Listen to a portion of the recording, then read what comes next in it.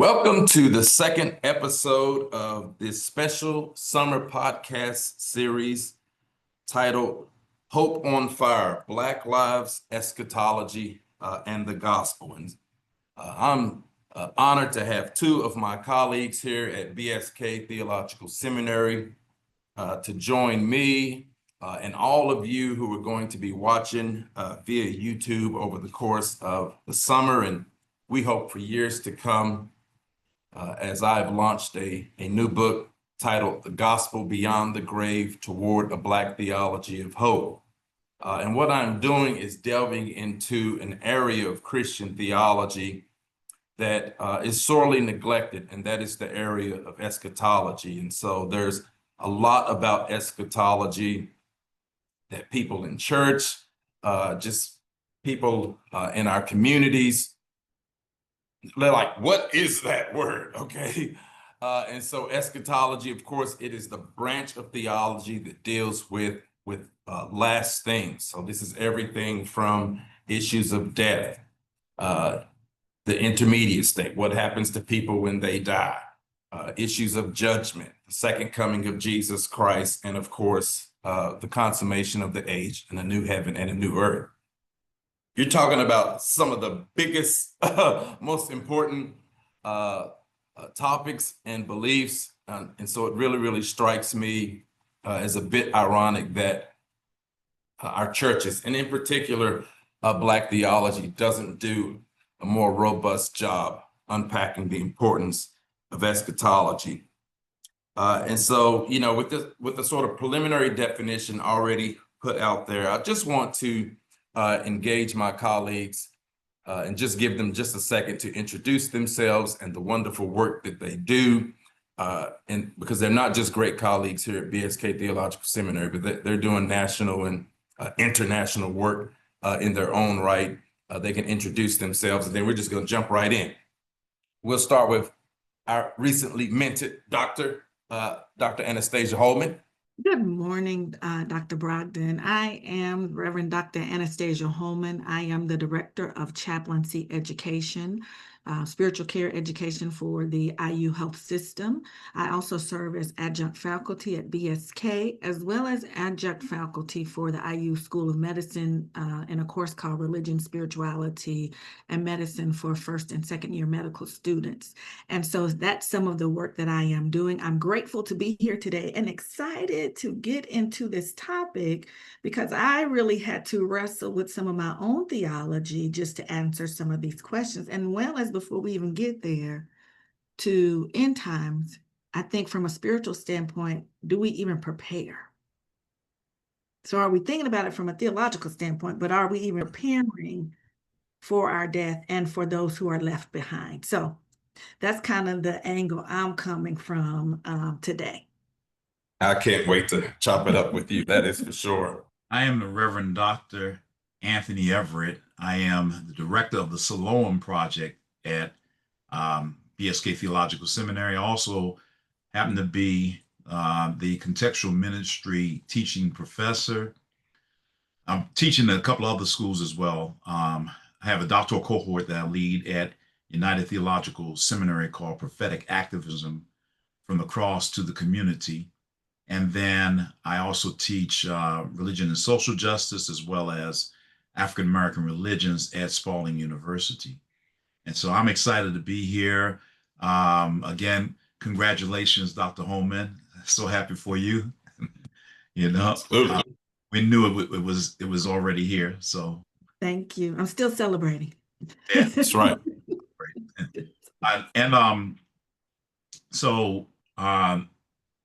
For me, what I found intriguing was some of the thought around purgatory, because I grew up Roman Catholic, and it wasn't until I got to seminary to really understand what that concept was. You know, I mean, it's one way when you're in church, you understand it one way, but when you grow up or you go to a seminary or theology school, you get a deeper understanding of those things. So that's one of the things. And then eschatology overall, I think is so extremely important because it's not been something, as you said, that we really talk about in our community.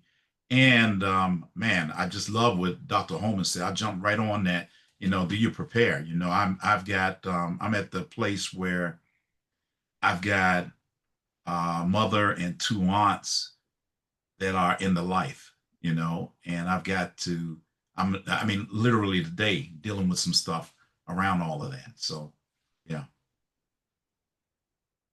I'm honored to have you all with us. You don't have to worry about unmuting your mics. Just keep them on, and we just gonna chop it up. Let's kind of get started with a nice big softball, because one of the reasons I wrote the book, The Gospel Beyond the Grave, is because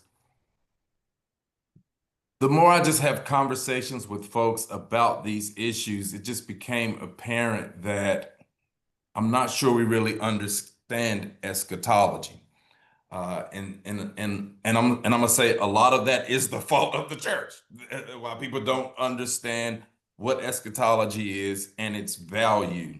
So my first question to you is there more to eschatology than just pie in the sky and the sweet by and by? Because a lot of times when people think about eschatology, they're like, oh, I don't got time to be thinking about sweet by and by and the pie in the sky. And so to you, is there more to eschatology than that? So I will start with what I stated earlier. I agree with you. And so even your questions, I had to wrestle and think, okay, eschatology. Let me go back to my systematic theology paper that I wrote to really understand, okay, let me look at the definitions to make sure that I'm prepared. Because it is not a subject that is talked about, at least not regularly in my Yeah. denomination. I will hear, of course, in sermons, if you're saved, you're going to heaven, and that's pretty much it. There Yeah. is no class on eschatology. There is no deep, in-depth Sunday school lesson on eschatology. I haven't heard anyone do a Bible study on eschatology per se. We get glimpses in some of the lessons, and when we talk about death, but it always points back to Jesus dying on the cross. And if we believe that, we're going to heaven, right? There's nothing really dealt with on a deeper level. So one, thank you for your book and thank you for this conversation. As I mentioned, I think death, what happens hereafter, what is going to be the ultimate fate of creation, including things like death, judgment, and the future kingdom, a realm of God, not kingdom, but the realm of God. What does that look like? Unless we're doing it in a seminary, theological discussions, I really haven't heard about it in the Black church, so much so I mentioned that I don't Wow. know if people are even preparing for death. Yeah. You Well, know, wow, that's a great point. we're not talking about it. If you're saved, you're good, but we're not doing advanced directives. We're not Right. doing wills. We're not setting Mm, up trust. We're not leaving a mm, legacy for our people down the road because we don't have these discussions that say, what's going to happen to you when you die? mhm. So I raised that point first. Yeah, no, I love that point. And before Dr. Everett jumps in, um, I wrote this book over the course of 20 years because, you know, not only as a Protestant, we don't believe in purgatory, that's a Catholic doctrine, okay? But for Mhm. some reason, when I read Dr. Christopher Prammick's article, when he raised this prospect of racial reconciliation happening in purgatory, I was just like really, really struck by it because number one, I know that anytime we talk about racial reconciliation in the US context, it's almost always let's just get along. It's never about let's do justice that makes the way for reconciliation to happen in this life, on this side of history. So Right. having that sober understanding is why Dr. Prammick's idea really never left me because, I was like, what in our tradition do we have to envision a moment like that? And that started me on the journey. But when you've got to start dealing with issues of judgment and hell, so I would do pilot studies with clergy. And one time I did a pilot study with a group of clergy in the city of Louisville, and I gave them all a survey. And on the survey, it asked them, uh, have you ever preached on the topic of hell? Have you ever taught on the topic of hell? If so, what did you preach on? What was the response? And so, I gave out all these survey questions, and then when I, got the results back, here is the big takeaway. This is one of and the whole belief that if you're not saved, however a church is going to define that you are going to spend an eternity in hell separated from God, like suffering. All right. So I mean it's like one of the hardest doctrines in Christian theology. But what these pastors told me is that they weren't preaching on it, they weren't teaching on it. So that's kind of problematic that, here we're saying, if you don't do certain things in life, that it's going to have pretty devastating consequences. But the folks who are responsible for preparing them, they aren't even doing that work. Okay, so that already shows we need to reimagine our theology based on current praxis. Okay, and we'll get into more of these issues as we go.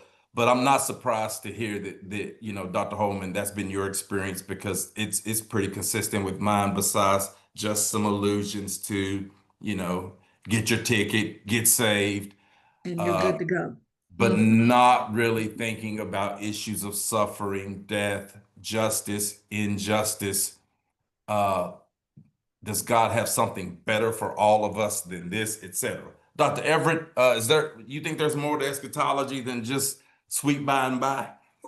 Absolutely. So, I grew up Catholic. I'm Methodist now, United Methodist. And, again, from the Catholic perspective, growing up Catholic, purgatory was always this place where you die and you burn off your sins, and then eventually you go to heaven, but you're not really going to hell. So everybody was always thinking about this positive of going to heaven after death. And but then going to the point that you just mentioned a moment ago, I just came from United Methodist Conference, Kentucky Annual Conference, which I'm a member of, and we're discussing racial reconciliation, and that's mind blowing right there. 2025, we're discussing that. It's brought up, and you have one white person that comes up and says that the language that includes white supremacy and white privilege is too inflammatory, and then I have to come back behind that and say, no, it's not. This is what we need to be dealing with. But going back to your point about, this, the idea of, you can do all the wrong you do right now, and then, you come to this place after death in purgatory that you can, burn off those sins. I don't think it's that either. I think when I think of eschatology, I think two main ideas in terms of eschatology, and I'm somewhat in the middle. So there's the futuristic eschatology, and that's the easy one for everybody to say, okay, yeah, you die, you go to heaven, it's over with, But then there's a realized eschatology as well. And a little while back, you did the conversation with I've forgotten Brian Blunt, Yes. And I think where he was coming was from realized eschatology, or there's a combination or the inaugurated eschatology where you have some of that is futuristic, but also some of it is current, and so I'm leaning more to a realized eschatology, that the things that are in the scripture took place. These 7 churches that talk about, for instance, in Revelation, took place, the things that happened with them, all of that. And I think of it as one in which we're to look at what took place and how do we do it differently, And so I look at it from a social standpoint, less than, You know, when I die, because I've been good all my life, then I'm going to go up to heaven and sit in God's lap. You know, that, I mean, that, as a kid, that's what you believe. That's what I believe, you know, growing up Catholic, you know, sitting up in the cloud with this man on his lap, you know, and then, you know, it's a weak argument against nihilism, you know. It really, you know, you places hope in what becomes not real, you know. So then I like what Dr. Holman is talking about when you say, okay, are you doing advanced directives? You know, are you doing the things that are preparing your legacy down the line for others to come? You know, as opposed to just, oh, you know, I'm good. God's got me. I've been doing good. I've been going to church. I've been tithing. I've been doing whatever. All these things that are ritualistic, you know, but they're not transforming. You know, they're things that are real ritualistic, but they're not transforming. So for me, I think that eschatology, and the other part of this I want to say is that we have to realize still a majority of the preachers out there don't go to seminary. You know, they don't have that education. I can talk with you all about eschatology. I can't talk with them about eschatology. You know, the idea is, you know, again, if I do well or do good here, I'm going to heaven, you know, and the parishioners think the same thing, you know, because they're looking at this person as a spiritual guide. Some of my thoughts. Yeah. Well, you know, I love this, and just want to, you know, echo what both of you have said. That, you know, when I hear the question, is there more to eschatology than pie in the sky and sweet by and by? My answer is an emphatic yes.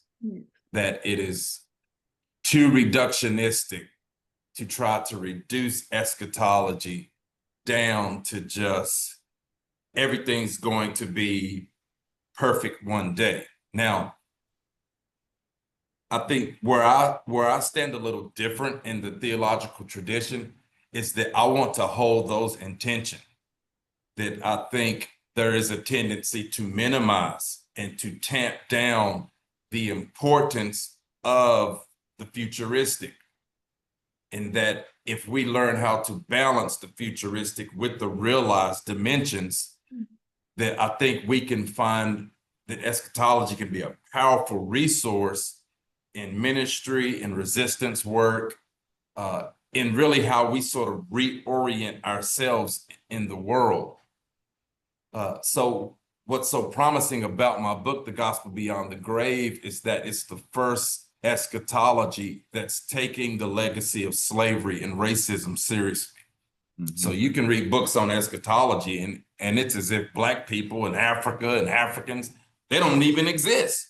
Right. They're talking about God's plans for the ages. Black people are never involved. Africa's never part of God's plan. But they can talk about China, they can talk about Russia, they can talk about European nations, they can talk about what happens in the Middle East, they can talk about what happens in the Americas, but it's as if this large continent, a continent where the majority of Christians are today, is not a part of God's plans for the ages. And so when I was a pastor, you know, I'm teaching eschatology. I'm teaching eschatology as if Black people don't exist. And so in a sense, I've really come full circle in writing this book to say that a part of what God is going to reckon with is going to include slavery and racism.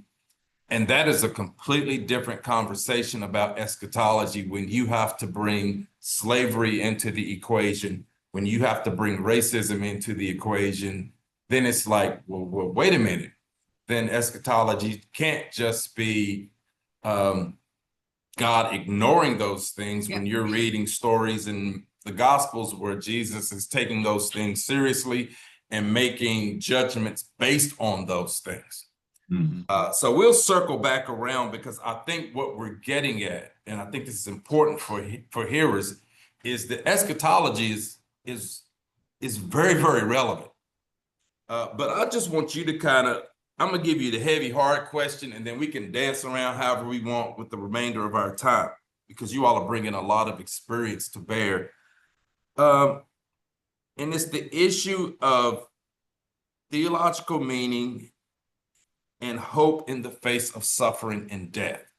So when you are with families who are dealing with profound issues of suffering, families who have experienced death, families that have experienced trauma, and also injustice, that there's always a real struggle to try to make sense of that.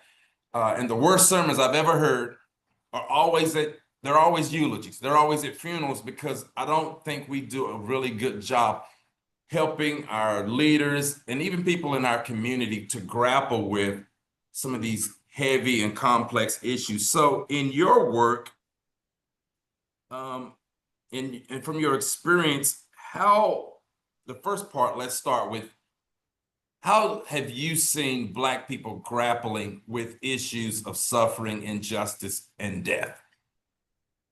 And then we'll get to some of the deeper issues. How do you help them make sense of it? First, let's let our hearers, from what you have witnessed, how do Black people do when they got to make sense of all this?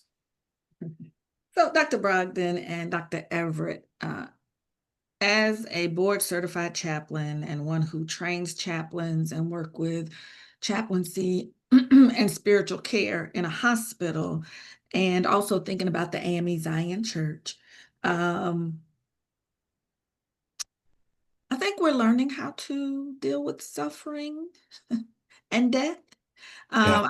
I've heard it said, and from the pulpit and from preachers, we say we want to go to heaven, but none of us want to die.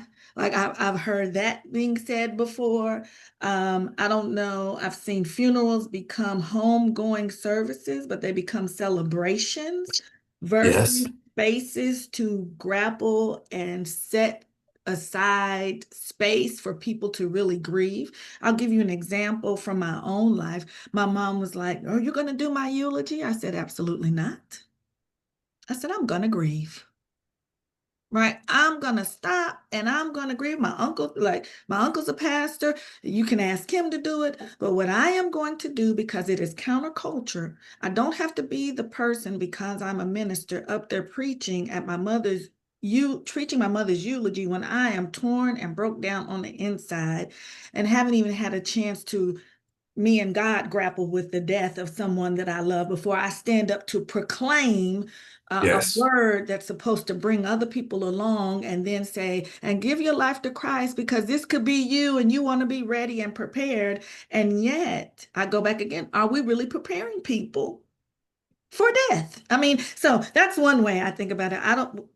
I don't think that we do a good enough job as ministers. Well, let me say, as ministers that I've seen in churches dealing with the issue of suffering and death. We are just getting to the place that we're starting to talk about mental health, let Yes. alone eschatology Good.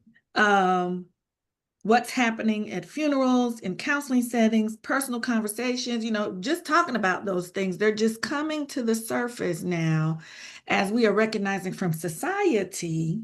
Now, it's been here. And so I'm so grateful for your book when you talk about racism and eschatology and what's going to happen, and people are going to have to answer for what they do. And so we're just getting to the surface. Another thing I want to say, in my dissertation, I wrote that I was going through, they might come and get me, I was going through hell in my place of ministry. I'll let people think whatever they want to think, whether it's at work, at church, but I was going through hell. I remember being in a ball on the floor saying, "God, are you a white man too?" And in that instance, I heard no, but I did hear the Holy Spirit say, "Now we're getting somewhere. You're angry. Now we can deal with the suffering and the brokenness and the hurt and Yes. trauma, so now we're getting somewhere." So I like your questions that you begin to ask us. What happens in the face of suffering and death? Where does our hope go? Where does our joy go? And what happens to the one that perpetuates the hurt and the harm onto the person. And so we are not engaging this conversation. So you are steps above I mean, especially when you bring in the elements of the isms. So I also invite you to bring in the sexism, right? Because I've heard womanist theologians say it's not just white supremacy in churches, it's black male supremacy. So how do we wrestle with all of that? And maybe that's why we're not talking about it, because we have to start looking at some of our own issues. Yes. If we're going to hold up the mirror for other people. So I hope that leads us to some more conversation, but those are some things that are coming up when I think about the conversation. We are not doing a good enough job to talk about suffering and death in our communities, whether it's from racial trauma, racism, white supremacy, capitalism. Look at what's happening in America today, even with the National Guard being sent out because people are using their voices to protest. And where are we? Right? What are we saying and doing? That's suffering and death. And it's happening all around us, and we are not talking about it. Oh, good stuff. Dr. Everett. Yeah, I agree wholeheartedly. And then I would also say that, for instance, from the social standpoint, people are laying out their bodies on the line. You know, they're putting their bodies in the street. Yeah. And in that instance, you have these other bodies that are trying to control the narrative, it's something that's indicative of our United States American society that's always about controlling what the narrative is. So when we talk about eschatology, okay, just be a good person. Don't protest, don't do this, don't do that. Just accept things as they are, and you'll be okay. Because the government is on the shoulders of God anyway.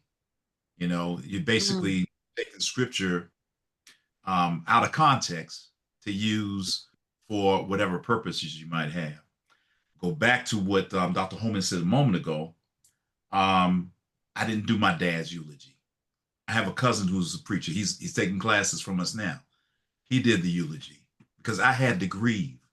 I found myself wailing at certain points uncontrollably because of this man who had poured into my life, and so now, and I know that my mom wants me to do hers, but I feel some kind of way about doing that as well, because I don't know that I'd be able to handle that. But when I think of, I've done enough of I've been a pastor at 5 different churches. And so now I've done a number of eulogies and of people that I know, people I didn't know. I've opened up the doors to people in the community for eulogy, in particular, when you have a gang shooting that takes place. And, we are so afraid that there's going to be more gang violence in the church that the ushers don't want to participate in this funeral, but we believe you believe that, hey, this person needs to be buried. We believe in the ritual and the ceremony and what have you, but we don't want to because of the things that happen in this person's life. We want to move away from that, but it's part of our duty, as a church to really touch those lives where we can. Some of the worst eulogies I've heard, or worst sermons I've heard, are eulogies, like you said a moment ago. And what I can't stand is when at the end of it someone says, okay, give your life to Christ now. Do you know where you're going? All of this stuff, which doesn't give people the time. It preys on people, really. That's what it's doing. Yeah, preys on their emotions. And so, going back to mental health, it's not helping, people mentally, And so now, I think it's all over the place. I think that one of the things that's important is that we have, how do I put this? We from overall standpoint, we don't want to recognize it's okay for us to go through grieving and go through all of what we need to go through, from that mental standpoint. And I think that when I look back at traditional African society, and you and I had a little conversation before about some of Mbiti's work and the times and what have you, so there's this idea of Zamani, which is like this time beyond time, where your ancestors are and lived and what have you, and, this idea of that, our time frame in terms of eschatology is just simplistic, but if you go into more indigenous societies, you're going to find it a lot more deeper than that. I'd say African. You can look at Day of the Dead. That the people in Mexican society celebrate. And others. Who are Catholic. For that matter, Yeah. is Yeah. But the reality is there's a plethora of ways of looking at all of this, and we go towards just this one futuristic way of thinking, that when I die, I go to heaven. I got to have the right pastor, because I remember vividly being told that one of my parishioners, who had been under this other pastor previously before me, 30 something years, the guy said that, that I, talking about myself, could preach really well, but this other pastor is going to get them to heaven. And the other pastor, this guy is black, the other pastor is a white male, so, I'm just that's very telling. Wow. Wow. So, it's really intriguing in terms of the thoughts that we have around this subject of eschatology and how it all plays out. And can I add to that? Because a couple of things got stirred within me as you started talking. One, let's just start right there. The preaching and the theology, systematic theology that is taught as we teach and preach in churches and congregations and communities. And I remember, so I always have to tell my story. I remember being a young person. I grew up Baptist. And so what I always heard was hell, brimstone, and fire, right? That's what I always heard, and that I had to live right. I had to do everything right. I had to speak right. I had to think right. I had to talk right. To the point I grew up a lot of my young adult life in hell. Like really living it out in hell, because there was no way that I was going to measure up to, I talked back to my mother, oh my gosh, I'm going to hell, right? And so really wrestling here on earth, living in hell, trying to make sure that I don't go to hell because I was not living right. And then when I got to the AME Zion Church, learned about grace and, forgiveness and how God loves you. And so I think it starts from an early age, this conversation, and it's cloaked in different ways. And people may not even know they're having theological discussions about eschatology and what that looks like early, but it's based upon the preaching and the teaching that is happening in the church from a very young age. And if we are not careful, we will do what Dr. Everett is saying. We begin PREYING, preying on people, versus helping people to pray and come to understand from a theological standpoint what eschatology, what salvation, what grace, a systematic theology really is, and that everyone can become a theologian. Right. And so sometimes pastors and leaders will keep the power and the theology to themselves and spoon feed people. And if I'm giving them the wrong meat and milk, then I can't even begin to have the conversation about eschatology. So that was a couple of things that you brought up for me. And then the other thing that came up was evangelical Christians You know how, and using, even during slavery times, using the gospel message to keep us bound. Yep. And so when we talk about dealing with issues of eschatology and death and hell and purgatory, did we even have time? We weren't even allowed to read. We weren't even allowed to take breaks. So let That's alone good. discuss issues dealing with eschatology. My hope was, yes, that I get out of, I'm imagining, because I wasn't a slave then, but you know, there are ways we still show up in spaces and places that still want to keep us bound and relegated to the margins. Do I take time to sit with the questions that you have asked today? But I was reading Rest is Resistance. And she talks about capitalism and not even having enough time to eat food that it was brought to them. They had about 15 minutes, slaves, to hurry up and eat and then get back to work. So that's kind of how I think about when we begin to talk about death and look at suffering and look at grief, not sitting with it, but moving forward to the next thing. We don't really preach on Lamentations, Job, just the things that would, and sometimes even the Psalms, to just help us to sit with suffering, death, afterlife, purgatory, hell. What does it look like for us as a people?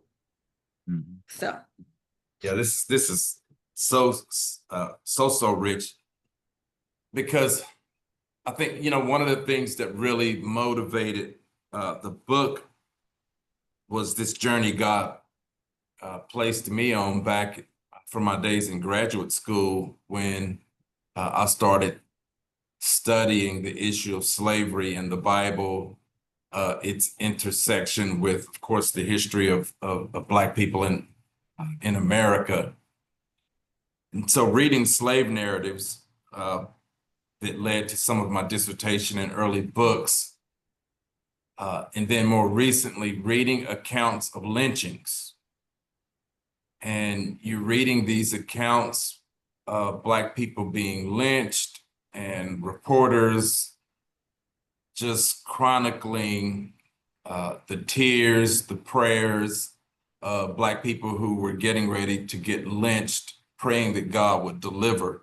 And of course, you know, it was a prayer that didn't get answered. Black people being lynched on the grounds of churches. So enslavement, lynching, some of the most difficult funerals I've had to do have been suicides, murder, when there's been violence in our community. I sit with the wailing that you sometimes hear in Black families and in these spaces where people don't even have the words for the pain, when they're having to feel the brunt of a world that is not right. It shouldn't be this way, that death should have a different, more natural kind of course. You know, folks, you know, sometimes folks get sick and die, but Black suffering and Black death is socially engineered. It is a monstrous, grotesque kind of thing. But I found places in scripture like Romans 14:9 that talks about Jesus being both Lord of the living and the dead. Jesus who has the keys to death and hell. Jesus who preaches to spirits in prison. And in Revelation, there is this altar in the heavenly realm with souls crying out for justice. That there are things about history and life that are unresolved.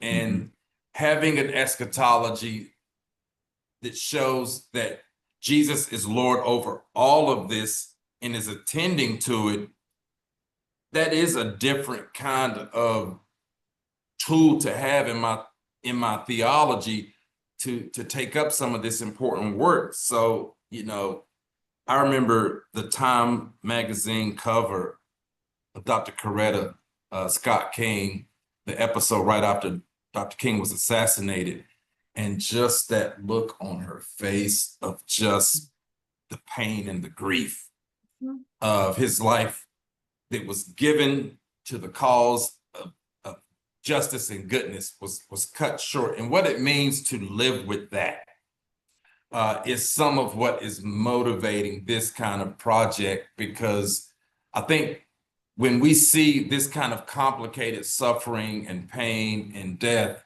you don't need a theology that's going to trivialize that. You need a theology that can bring some complexity and depth, because people are like, does the gospel not speak to this? And I'm like, it does. It does. Now, our churches they aren't equipped with the gospel that can do that, but that's some of what I'm trying to do.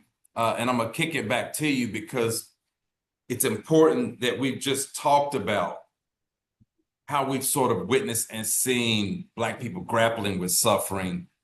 Now, the second part is, what are some things you try to do to help people make sense, to help people to have hope? Because when I'm preaching eulogies, I'm not trying to do altar calls in front of caskets, because I see that happen all the time. It's very exploitative. I've rarely seen anything good coming out of that. Folks just say some words and then they go live their lives. So I'm not trying to have altar calls. I'm not trying to put folks, assign them into heaven or hell during my eulogy. I'm there to have space for grief, to lift up what is good in people's lives, and then to talk about the power and the hope of the gospel. That's just anecdotally some of the things I do in funeral context, whereas of course this theological book is a big thing I'm trying to do that's nurturing some of those things, because I think we are at a point of crisis where people don't know what to do with suffering and death, and what does all this mean? And then Black academicians are saying, oh, don't even worry about that. Wait a minute. If folks are dying, King died in his early 30s. I mean, his life was cut short. So what is hope for him? What is hope for people whose life is getting cut short, or who live with injustice? One of my chapters deals with what Dr. Holman's been talking about, hell on earth. So if you deal with hell on earth, does God not have anything better for you? And so the fact that churches aren't thinking about that, I just think is a real travesty. What are some things you try to do to help people make sense, to have hope, and to be able to grapple with these issues? So I don't know if you want to go first, Dr. Everett. No, you go ahead. Okay. Go ahead. So in my sphere of ministry influence, I'm grateful for my training as a chaplain. I mean, I think that unit of CPE began to really shift some things for me. Yes. And learning how to sit with people where they are. One, being a ministry of presence. Let's just say that, whereas you talked about creating a space, it's amazing now, because sometimes people will say, and these will be some of my prayer partners, some of my friends who are ministry. Well, it just happened recently, actually. Someone said, no, if I cry, I'm afraid I won't stop crying. And I said, and it's okay. Right? It's okay. We're in the middle of our annual conference, and this person wanted to stay strong. I said, it's okay. Well, I need to talk to the family. I said, but what would it be like for you to cry with them, to model for them that it's okay? Like, we don't have to keep it all together. I remind people, feel what you feel. That does not mean you don't love God, you don't trust God, you don't believe God can help you. Feel what you feel. That's the first part. I invite people to feel what they feel. Talk about what you're feeling. Stop holding that stuff in. That becomes toxins, and then there really will be issues, mind, body, and spirit. As a chaplain, I would say my role as a chaplain is to go in, to listen to people, to see people, to hear people, to find out what's their main concern, because that has the ability to create peace. If I can just give them a moments of peace, just a moment, it will help the medication work better in their bodies. And if the medication works better in their bodies, the healing process will begin. So if I can just go in and offer peace by being present and not sticking my foot in my mouth, right? And giving the oh, what are those things called? The platitudes, oh, God must have needed another angel. And nobody wants to hear that. No, nobody wants to hear that when they're dealing with suffering and death, or, well, at least you still have another child. I don't want to hear that either, right? That is, No. and yet we say those things as ministers. So that's the first thing, creating this space. The other thing that came to mind as you were talking, I was speaking to a colleague, and she said she went and heard a sermon where she's still grieving the death of her husband. She says she went and she heard a preacher preaching. He was preaching The Odd Couple. And so he talked about grief and love, right? The Odd That's Couple. awesome. As you talk about, I think about the grave in your book and hope, right? How do we create spaces where we can hold, as you say, the tension of the two? I think that's how, and that's what I try to do. Let's raise up some options. Let's really talk about them and see where we land. As soon as I hear someone going to platitudes, I'll usually, sometimes I don't want to take away their theology because that may be what's helping them to cope in the moment. But what I can ask is, how is that meaningful for you, and how is that helping you cope? And then let That's them good. begin to talk That's about good. how what they believe and their theology is helping them cope in the moment. Because if a person can begin, what I've learned, if a person can begin to talk about their theology, they may even be able to talk themselves out of, oh, that don't even make sense right now. What am I talking about? Without me forcing my theology on them, but really it's about creating that space. The next thing that I'm going to do is I'm going to start say, you need to get the book. Gospel Yes. Beyond the Grave toward a Black Theology of Hope. There are some books that I just give to ministers, like, you need to have this. And so this will be a book that I start recommending for, especially, I do a lot of work with women in ministry, making sure they have a copy of this, because if nobody else is going to wrestle with it in the church, why don't we become the theologians that wrestle with it in church, right? And begin to speak out and speak up. So those are some things that I really try to do, is let's create that sacred and secure space so people can talk about and grapple with their theology as they're going through suffering and death. How is that helping you cope in this moment? I think that becomes the important thing. And remind people, feel what you feel. It does Mhm. not mean you don't love God. It does not mean you don't believe in Jesus. What it means is that there's something happening in you right now that needs to be honored. Let's take that time to do so. So that's what I would say. Dr. Holman, that's That's how I powerful. live out my ministry in every Yeah, space. Mhm. wonderful. That's Dr. awesome. Chris? Absolutely. So, when I think of another issue here of epistemological privilege, and I think that what happens is, especially when it comes to Black people, it's as if the church doesn't recognize our epistemological privilege. When it comes to Mm, the church doesn't recognize that. And there's always this other epistemology that's placed above everything else, and so then we respond in that way, that maybe Black people thinking about eschatology, Black people thinking about hope in a different way, um, is not legit because we don't have that privilege. And so for me, what's important is to be able to talk to people, and particularly, I'm doing this contextual ministry. I talk to these pastors about, epistemological privilege, and everything is in the way that, you've been taught in Sunday school and Bible study and all that, or the sermons that you heard that you thought was all that, you got to think theologically about this. What's the God conversation that's going on with this, and That's how good. does that touch the humanity of the people that we're dealing with? So then, if we look at epistemological privilege, we're talking about slavery and racism and lynching and all those things that have formulated to be where we are today. And we also look at even what's happening right now.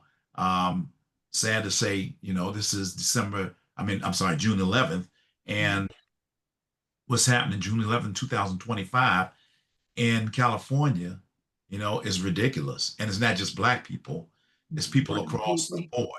the board. So now, um, we're in a situation where we're looking for hope. We want hope in our lives. And I take it from a societal standpoint because, I'm not a chaplain like Dr. Holman, but from the societal standpoint, looking at my community is hurting. Yes. And that's where I need to really come in and be that person that says that, there's hope in a different way instead of just the way that they've traditionally said this. Church is behind the eight ball because now we're at a place where people are not listening to the church. They don't want to hear what the church has to say because all this stuff becomes irrelevant, when you're dealing with the pressures of the society. I prayed that this person wouldn't be in office, but now here this person is here and it's worse than I ever could have imagined. So where is God with that? And so now, either people are looking for God in other places from a more spiritual standpoint than their traditional religions, or they're, just basically say, hey, ain't no God or no God for me, and so, where I see the hope coming in is if we're able to be true leaders, not just church leaders, not faith leaders, but be community leaders that can help transform the society. They can help people think, that it's more than what's being perpetrated out there for us, and that not being indoctrinated. And this is the way it's supposed to be, and to have theological imagination as well. Why can't we imagine some things different? Yes. I would say that this country is the way it is now because there's no imagination beyond racism and sexism and All genderism. the isms. Yeah, all the isms. There's no imagination behind that. I mean, beyond that, it's all right here. This is it. This is the way either, it's going to be this particular way and it can't be any other way. But how come it can't be? Why is it? And I will go on to say that we need to look at other societies and see what other people are doing. How do other people deal with the things they deal with?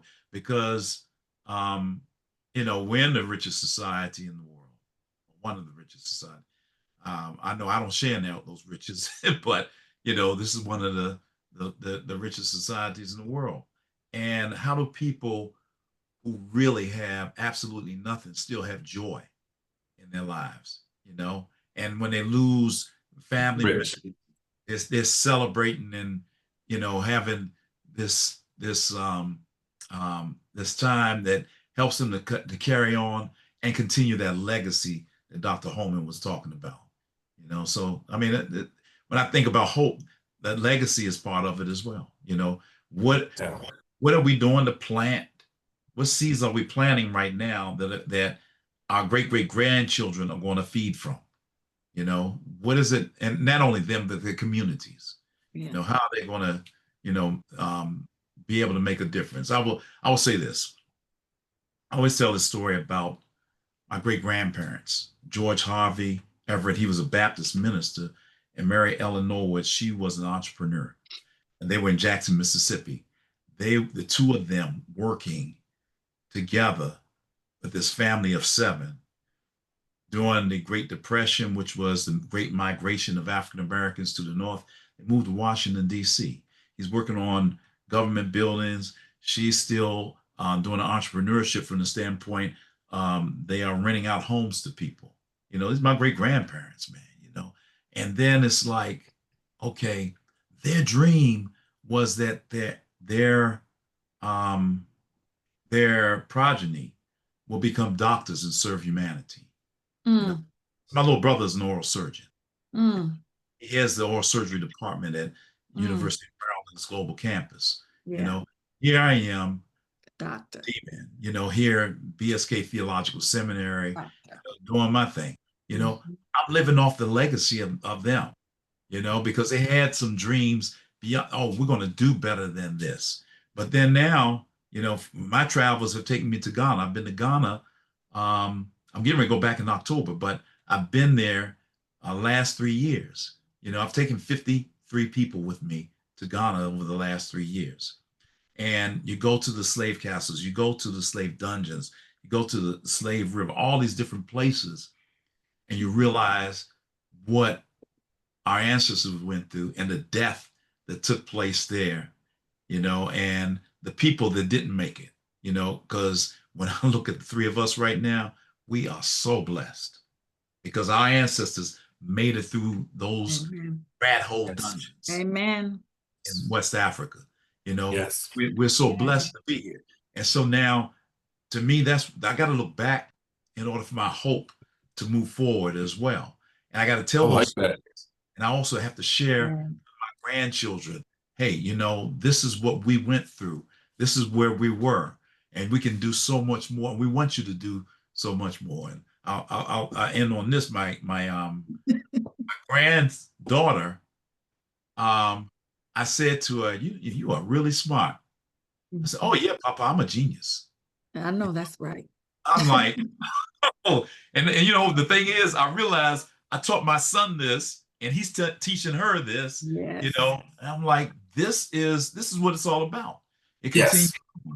you know, and so in the face of the death and slavery and the racism and the lynching, and you know, we overcome this nihilism with this hope that is generational, that carries on and on. I'm not saying, you know, this nuclear family thing. I'm talking about that generational thing. Yeah. It's all over. It's the not nuclear, but it's the other one. Um, the kind of family that we have in terms of, you know, you're my cousin, you're my uncle, you're my auntie, all of that, you know. Yeah. Extended Yep. family, extended Yep. family. Extended. Yeah. Yep. That's where it comes from, you know. Yeah. So Yeah. And, and I know we're almost done. Can I just, because Dr. Everett has stirred some things up in me. Go. Just really, this is my last, and I think it will answer, and it fits with Dr. Everett and what you asked. What I thought about was Wimberly, Edward Wimberly, and he talked about reframing and reauthoring and re-narrative. And as you said, epistemological, what did you say, Dr. Everett? Privilege. Privilege. And when I Yeah. think about that, how do we help people reframe, reauthor, and do a narrative that fits with our culture, our people, and how we see eschatology? And it's okay. It does not have to be the way we were taught to see eschatology. Can we reauthor, reframe, have some imagination, have some hope? And then I thought about when I was Good. going through all of my racial trauma and I'm writing my dissertation, my chair said, well, what about joy? And I'm thinking, what about joy? So then I ended up reading Black Joy Stories of Resistance, Resilience, and Restoration. And then my spirit began to shift, right? And I went from that place, oh Lord, I'm in hell, to no, I have joy. And the way Black people have joy is different. And it's okay to claim and name that. And so that's what stirred up for me when you started talking about that. When I go to my place of employment every day, I go so that my children can have a better life. That's joy. When I see my children doing better than me at this time in their life than I was in mine, that's joy. When I hear my grandbaby smiling and laughing and growing and learning how to speak, that's joy. When I recognize or see children playing or they're coming to worship and they're learning how to sing and dance, that's joy. When I'm cooking a meal and smelling and doing it the way my grandmother used to do, or remembering the songs that she taught me, that's joy. And so when we think about suffering or trauma or grief, if I can name my epistemological privilege and make it an odd couple, that's when we can begin to shift the narrative of what eschatology is in our community. Man, y'all cooking with fish grease in this podcast. I mean, that's so powerful. We've been talking about some of the different ways we create space to do this important work of giving meaning, nurturing hope, nurturing joy. And it's these moments that we're sharing is where we're creating this kind of space for us to do theological and imaginative work in a different way. Is so important because so much of the discourse around Black church doctrine and theology is just, regurgitating and repeating doctrinal and theological statements, most of which we inherited from our white denominational counterparts. And we're starting to learn as a people how to do our own theological work, how to mine our own history and culture, and how to bring that to the table of theological discourse and to engage with our sisters and brothers in different traditions and from all over the world, knowing what we bring to the table. And so I just want to end with this, and you don't have to go into a whole bunch of detail because I want folks coming away from my book with an invitation to keep wrestling with things, because I don't know if our churches are comfortable with space for questioning, with space for things about the gospel that maybe make them feel uncomfortable, things they're still kind of thinking through. And so I've done a lot of work on slave narratives where you hear some of our ancestors saying, I don't want to go to heaven if slave masters are there. Mm-hmm. As kind of one of those real difficult things. Jonah didn't even want to preach because he feared God would forgive. And so that story ends with Jonah, sitting under a broom tree, mad at God because God's grace is very, very, very radical. And so what are your biggest questions or struggles about the afterlife? Do you have something that you are personally struggling with? Because I've had to work through a lot of those issues, whether it's, what do you do with hell or judgment? Do you have a kind of something you're grappling with? I mentioned earlier, as part of my ethnographic biography that I put into my dissertation, I had to ask God, are you a white man too, God? Like, I'm tired of suffering. I'm tired of my people suffering. Why are we still going through this in this day and age? Literally in a ball on the floor, like fetal position, crying out and asking God, are you a white man too? So, and reading some of your the write-up, I say, yeah. How are you gonna deal with those people who hurt my people? Mm-hmm. People embodied in brown and black skin. How are you going to deal with them, God? Right? I have those questions. I even, people say, so I'm going back a little bit. Well, Jeffrey Dahmer asked for forgiveness before he died. Killed all those people who were mostly embodied in brown skin, whose sexuality was under question. What will happen? Then I even have the question, well, Lord, my little stuff that I've done, am I going to hear about all that? Because I really don't want to hear about that, right? I've been trying to do better and I've asked for forgiveness. You're really going to call out all my stuff and I'm going to have to relive that again. We're going to do that. And so what will it be like? Those are the questions. What will it be like? Yeah. And I have to be honest, sometimes, I don't even want to think about it because we're talking truth today, right? Yeah. Yeah. I don't even want to think about it. It was until you asked the questions and I was like, oh Lord, let me look at these questions. But for me, you laughing, Dr. Like I keep going on, I think like everybody else, keep going on with my day. And when I die, because I'm saved, I'm good. I think we talked about that, right? But as you bring these questions up, I have to really begin to engage and say, huh, what are we doing to teach our people Yes.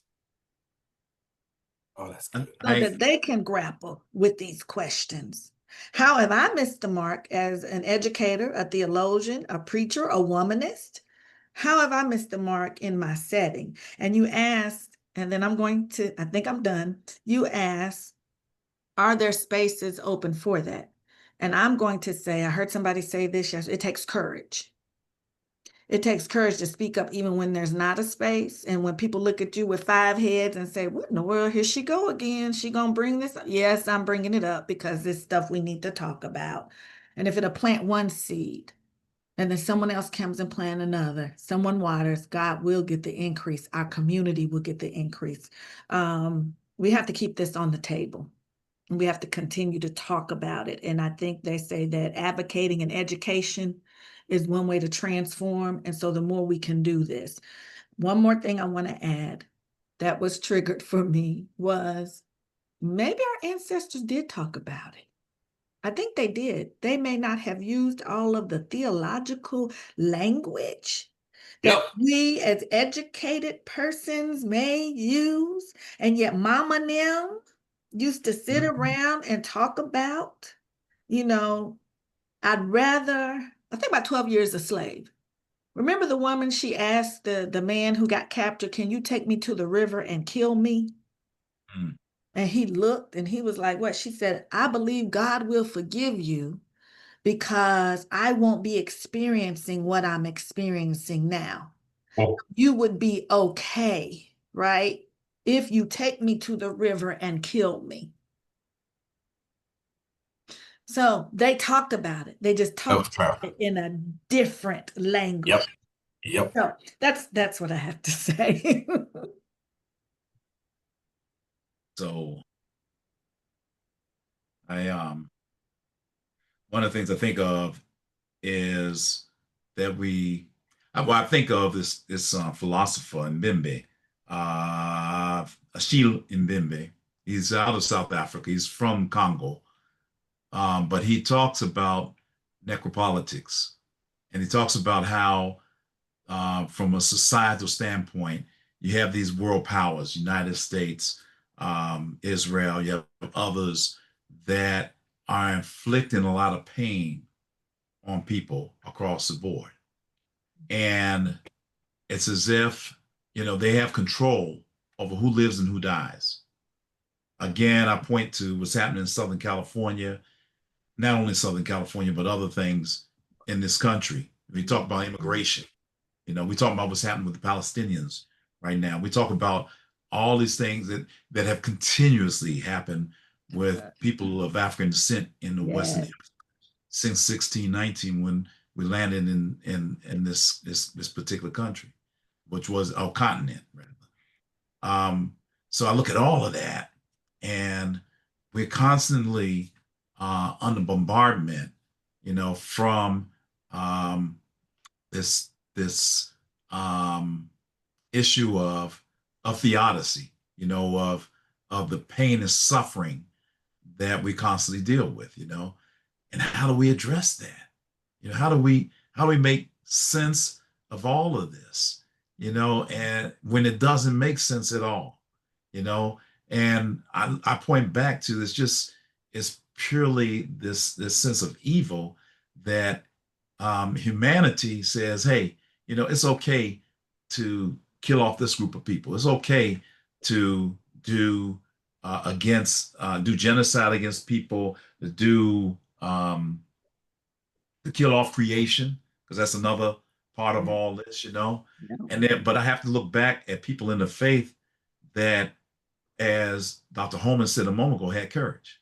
Martin Luther King had courage.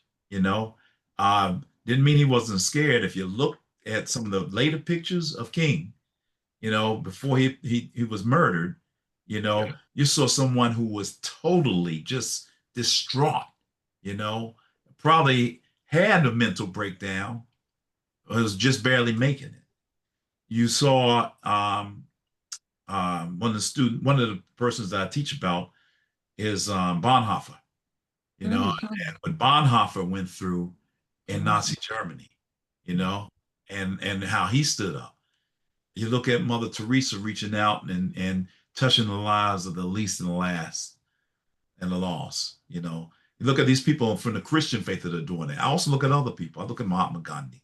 I look at other people who have done, you know, the work that they have been doing, you know. And it's so important for me to look at that and to realize that, you know, there's not just one form of good. It doesn't have to come specifically just from my religion, my faith belief, and what have you.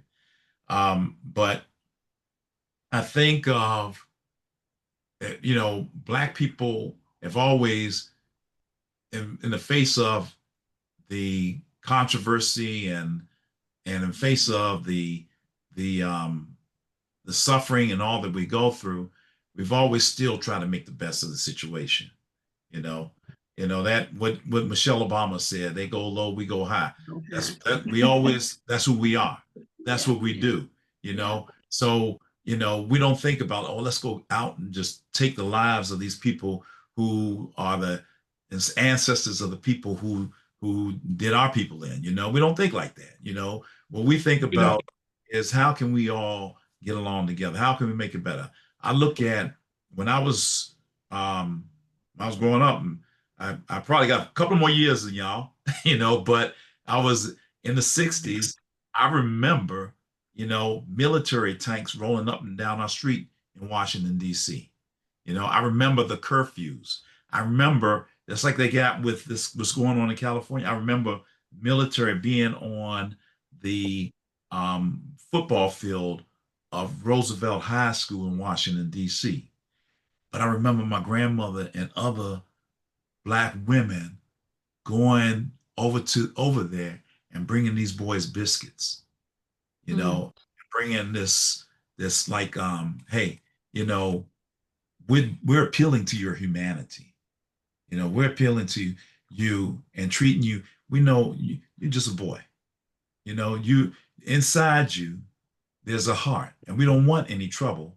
And here's the olive leaf that we're providing, you know. So we dealt with those things in that way in the past, you know, and I think that as we go forward, we're gonna have to deal with it that way, but we're gonna have to also be straight up and say, hey, this is wrong, this is unjust, in the safest manner that we can do it, you know. And that's what really scares me at times. It really shakes me, because I think of, now I'm thinking about me, I'm thinking about these young people, you know, because I made it through the 60s, you know, and here I am now at this point, and I'm seeing the 60s happen all over again. You know, how do I make it? How do I share with these others and help them to get through? And I know one major part of it is that this dichotomy of indoctrination and critical thinking, we got to do this critical thinking. You know, we got to be reading Rest is Resistance. We got to read these books. We got to read Lewis Brogdon's book. You know, and we got to continuously keep thinking like this. We have to have these conversations, these podcasts like this, that continues to reach people that otherwise might not be hearing this from the pulpit, or might not be hearing it from the Bible study or Sunday school. You know, but this is an opportunity for them to hear something different. So, well, thank you all so much for taking time and for nurturing this space to have these kinds of important conversations. And so we look forward to the third podcast, where we engage with leaders from the white church around some of these similar issues. So you all stay tuned. Thank you. Thank you. thank you.